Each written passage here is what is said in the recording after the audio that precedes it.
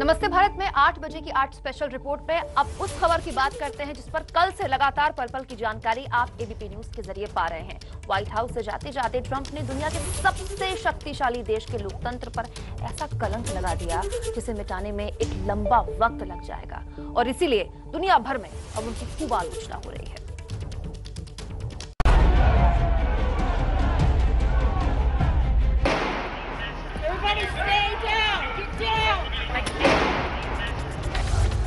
मंजर उस देश की संसद का है जो खुद को लोकतंत्र का झंडा बरदार कहता है। एक राष्ट्रपति की जिद ने कैसे दुनिया के सबसे पुराने लोकतंत्र को शर्मसार कर दिया, वो पूरी दुनिया के सामने है।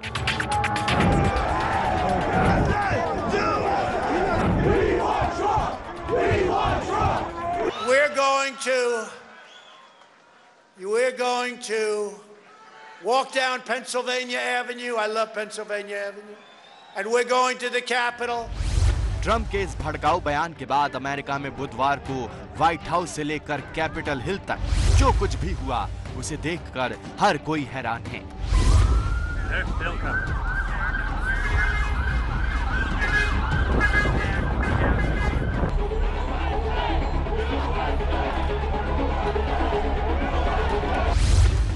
अमेरिका के 45वें राष्ट्रपति डोनाल्ड जे ट्रंप की हार पचा नहीं पाने की सनक ने उनकी छवि को गद्दी से हटने से पहले ही धूमिल कर दी।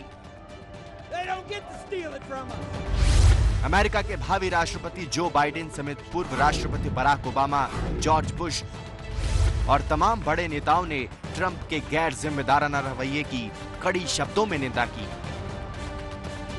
भावी राष्ट्रपति जो बाइडेन ने आज फिर कड़ी प्रतिक्रिया देते हुए कहा, Don't dare call them protesters. They were a riotous mob, insurrectionists, domestic terrorists. It's that basic, it's that simple.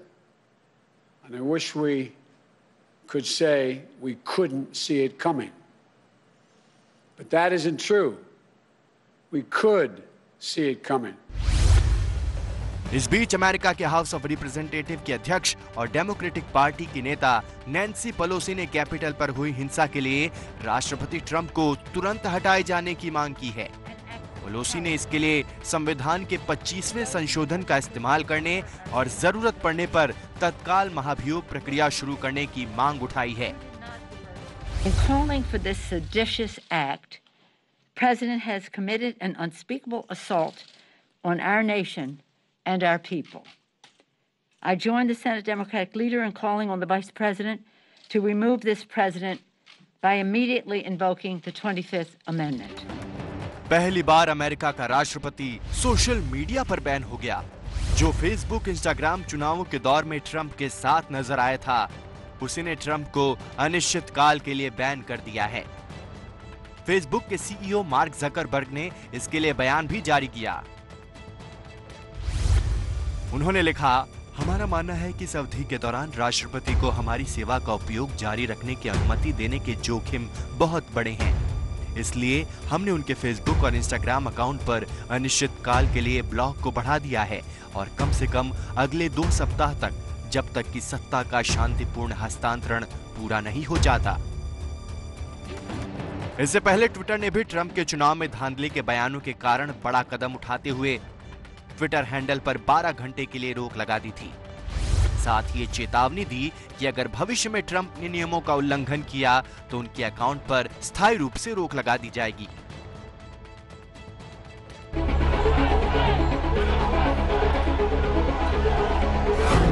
दुनिया भर के देशों ने अमेरिका में हुए हिंसक प्रदर्शन की निंदा की। चीन, रूस और फ्रांस से लेकर दुनिया भर के देश हिंसक प्रदर्शन के लिए ट्रंप को जिम्मेदार ठहरा रही हैं। चीन ने कहा है कि अमेरिका में खोखले लोकतंत्र की पोल खुल गई है। वहीं रूस ने भी कहा है कि अमेरिका का चुनावी तंत्र लोकतंत्र के मानकों पर खरा नहीं उतरा।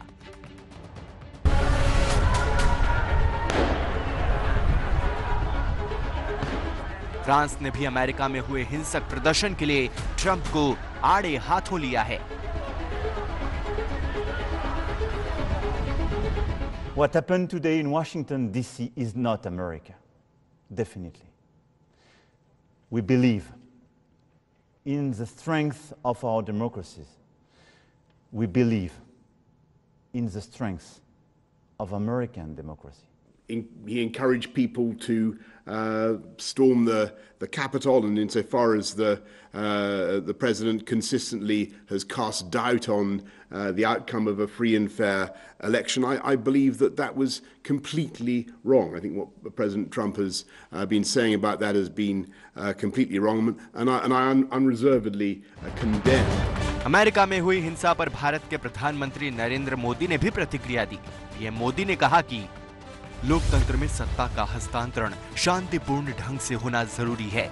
इस तरह के प्रदर्शनों के जरिए लोकतांत्रिक प्रक्रिया को नुकसान नहीं पहुंचाया जा सकता है। हालांकि अमेरिका में हिंसा के बीच कांग्रेस ने जो बाइडेन की जीत पर मुहर लगा दी है। कांग्रेस की मंजूरी के बाद जो बाइडेन आधिकारिक तौर पर अमेरिका के राष्ट्रपति होंगे। इस फैसले के बाद ट्रंप 20 जनवरी को कानून के मुताबिक बाइडेन को सत्ता सौंप देंगे।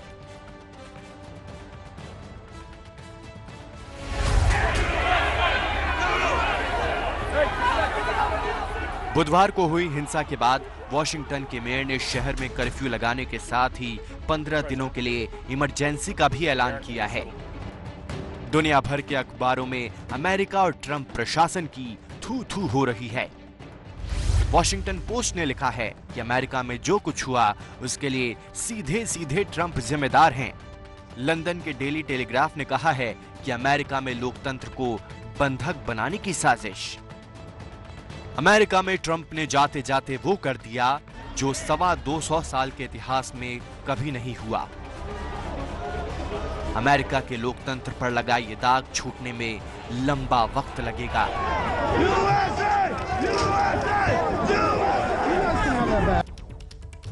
तो अमेरिका में किस कदर हालात बेकाबू हुए वो हमने आपको दिखा, और उसके बाद अब मांग उठ रही है इम्पीचमेंट की। होगा नहीं होगा इस पर जो भी अपडेट होगा आगे आप तक पहुंचाएंगे। अमेरिका में हिंसक प्रदर्शन के बाद राष्ट्रपति ट्रंप की ट्विटर पर फिर से वापसी हो गई है। ट्विटर ने 12 घंटे के लिए ट्रंप का अकाउंट बंद किया है। ट्विटर पर लौटते ही ट्रंप ने शांति की अपील जारी की है।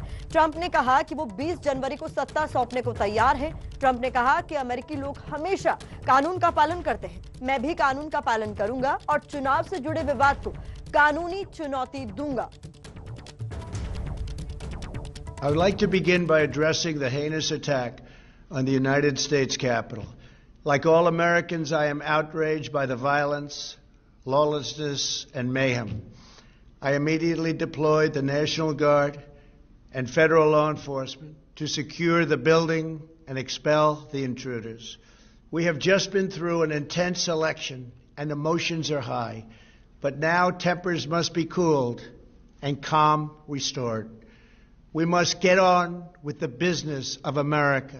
My campaign vigorously pursued every legal avenue to contest the election results. To the citizens of our country, serving as your president has been the honor of my lifetime.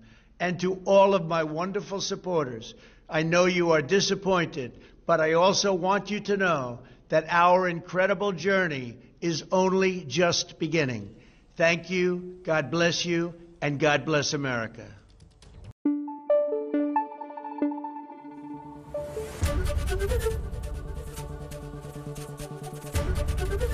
ABP news आपको रखे आगे।